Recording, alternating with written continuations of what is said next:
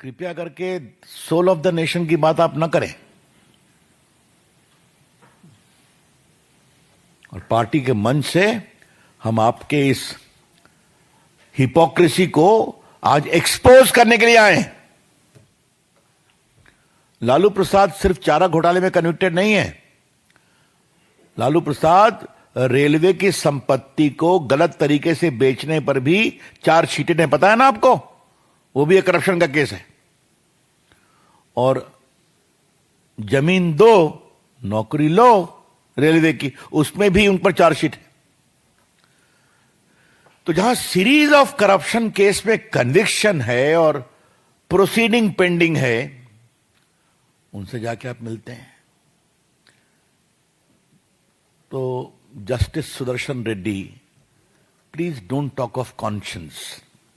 अंतरात्मा की बात आप न करें और देश के आत्मा को तो बचाने की बात नहीं करें आप। It is hypocrisy in the extreme and we condemn it outright. This behavior of Justice Reddy, the opposition candidate, is worthy of condemnation. और हम इसको कंडेम करते हैं, इसकी भर्त्सना करते हैं। कृपया करके अपने को आप रिटायर्ड सुप्रीम कोर्ट के जज के रूप में जो प्रतिष्ठित करने की कोशिश कर रहे हैं, ये एक रिटायर्ड सुप्रीम कोर्ट के जज के पद की कितनी गरिमा को आप सम्मान दे रहे हैं। क्योंकि इस बात को समझना पड़ेगा कि लालू प्रसाद जी जिस करप्शन केस में कन्विक्टेड हैं, वो करप्शन केस की सुनवाई सुप्रीम कोर्ट तक गई थी। सीबीआई की इंक्वायरी हो, पटना हाई कोर्ट ने सीबीआई की इंक्वायरी ऑर्डर किया, सुप्रीम कोर्ट ने भी किया कि आप इसको लॉजिकल कंक्लूजन पर ले जाइए। वो जजमेंट है सुप्रीम कोर्ट के, और उसमें अगर किसी को सजा होती है तो आप उसके यहां वोट मांगने चले जाते हैं जो वोटर भी नहीं है। Justice Reddy, how do you explain your conduct please? तो ये बड़ी बड़ी देश की अंतरात्मा और देश की आत्मा को बचाने का विचार तो आप नहीं रखें तो बेटर होगा। इसी संबंध में दूसरी बात मुझे कहनी है, मैं फिर रिपीट करूंगा। हम सुप्रीम कोर्ट के जजेस, सिटिंग और रिटायर्ड सबकी सम्मान करते हैं, हाईकोर्ट के जज का सम्मान करते हैं। उनके साथ कुछ 10-15 जजेस ने टिप्पणी की थी उनके समर्थन में।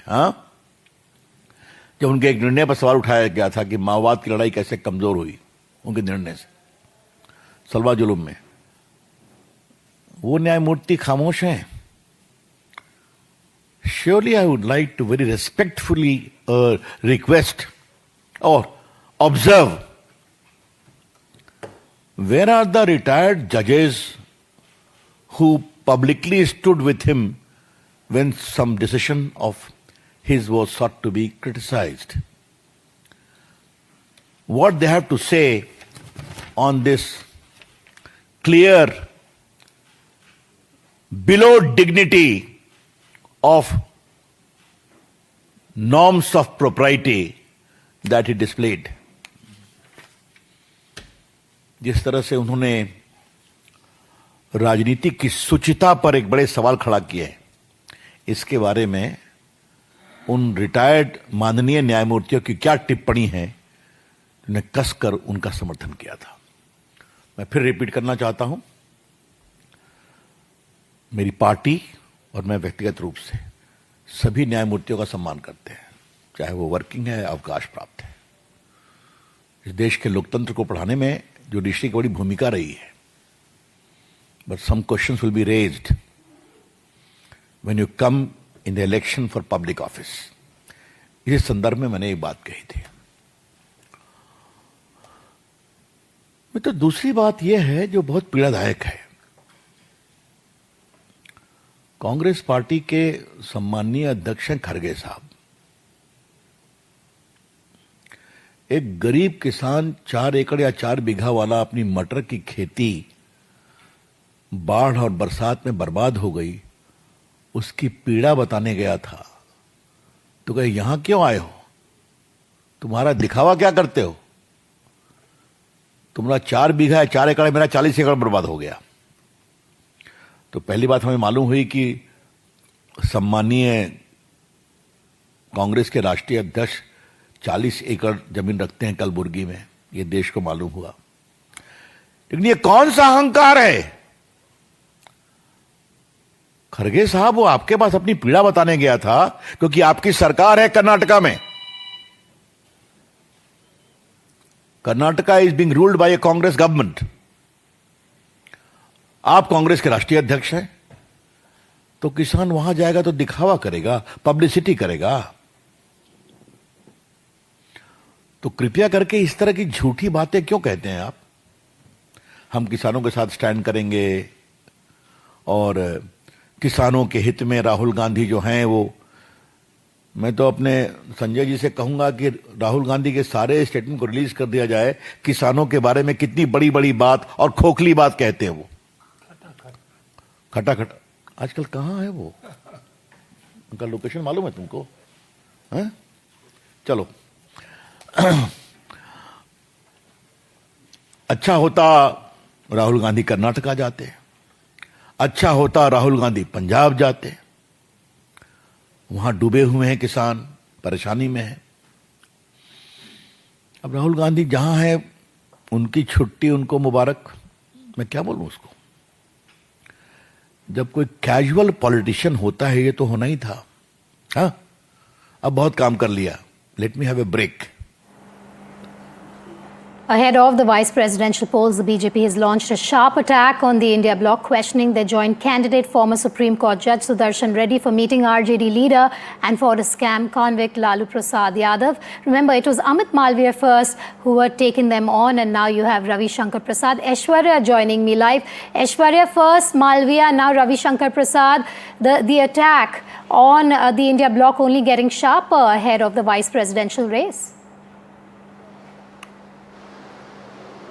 Well, the Bharatiya Janata Party has been stating that it's a terrible optics. The person who is eyeing for the second most highest constitutional position, being a former Supreme Court judge, a jurist, meeting a convict in the Fodder scam is something which is shocking. This is also, according to Bharatiya Janata Party, a question on the morality of the former Supreme Court judge. In fact, the Bharatiya Janata Party went on to say that this is the hypocrisy that stands exposed. But some of the leaders that we have spoken to so far from the India bloc on Mr. Sudarshan Reddy meeting Lalu Prasad Yadav, they have stated that it is Sudarshan Reddy. We all know for the fact that he is India bloc's vice president's candidate, and he is meeting all the senior leaders from the India bloc, and RJD, which is a party which is also